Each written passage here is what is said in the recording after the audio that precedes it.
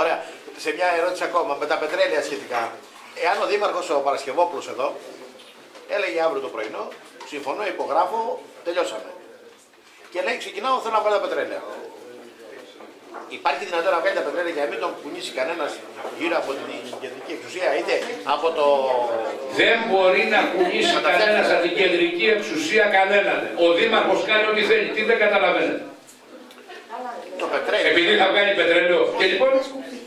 Μα εδώ γίνονται τόσα παιχνίδια με το. Ένας θα με συγχωρήσει το όνομα σου. Γιώργος Γιαννόπουλος. Γιώργη, μην τρέφεις.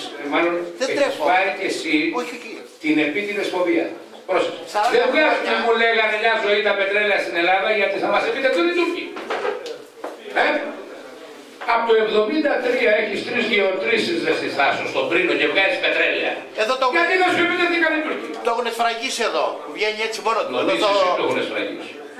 Είναι έτσι μεταξυμένο. Και τα νομίζεις εσύ το έχουν σφραγίσει για να μας επιτεθούν οι Τούρκοι. Όχι. Γιατί δεν το βγάζουμε τότε. Γιατί δεν πρέπει να το βγάλεις, αγόρι μου, γιατί δεν θα σου είναι υποβαθμισμένη η χώρα. Θα σου είναι 10α, όχι 3α, 10α στη διαβάθμιση. Αύριο το πρωινό μπορώ να το βγάλω το πετρέλαιο.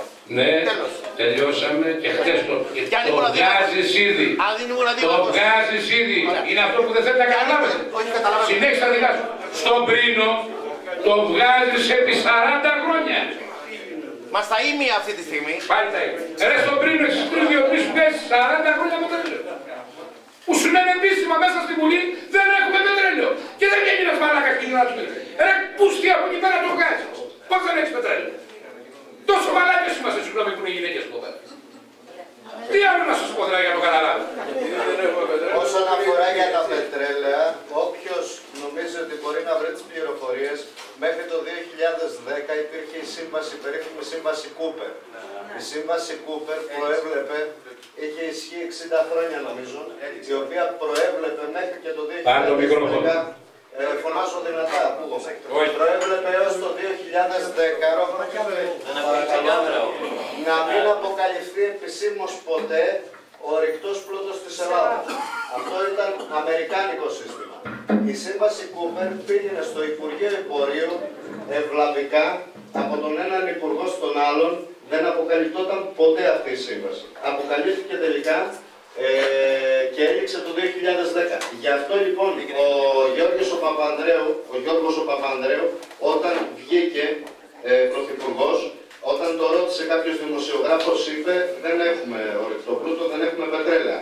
Και ξαφνικά μέσα σε 3 μήνες αποκαλύφθηκαν όλος τυχαίως ότι υπήρχαν τα πετρέλαια. Αυτό ήταν η σύμβαση, η περίφημη σύμβαση Κούπερ. Για όποιον θέλει να ερευνήσει το ίντερνετ να τα βρει αυτά. Γενάρης του 40 υπογράφτηκε.